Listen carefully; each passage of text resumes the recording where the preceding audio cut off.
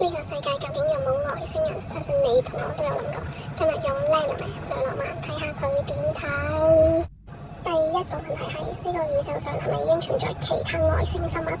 收到嘅3張牌係 Rider、Fish 同埋 Bear。Rider 代表嘅 message are coming， 就係話關於外星生物嘅發現好快就有突破，而宇宙本身已經不斷咁樣俾緊信號我哋啦。而魚嘅意思係代表豐盛同埋多樣性，尤其係深不見底嘅環境，就好似海洋咁。喺宇宙呢個大海洋入面，生命係多到數唔清，而種類亦都係豐富到超乎我哋想象，絕對唔係得一兩個。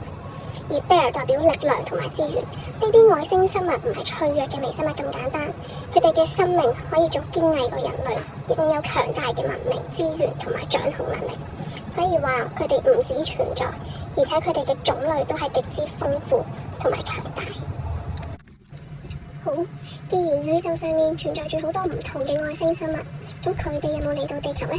所以我哋第二個問題就係喺呢個地球上面係咪已經存在住其他外星生物？抽到嘅係月亮、老鼠同埋 B。月亮代表隱藏、秘密、恐懼同埋睇唔到嘅真相。關於地球有冇外星生物呢件事，個真相俾人、俾組織刻意去隱瞞。到老鼠，老鼠代表損耗、焦慮同埋侵蝕。無論係隱瞞真相呢個行為啊，定係外星生物真係存在，都會帶嚟破壞。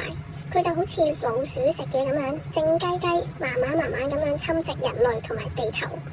而最後一張牌邊代表衝突、爭吵同埋重複嘅節目，反映社會係充滿住激烈嘅罵戰。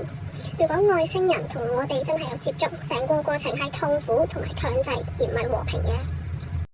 你又信唔信呢個宇宙上面充滿住唔同嘅外星生物，甚至乎佢哋已經嚟到地球？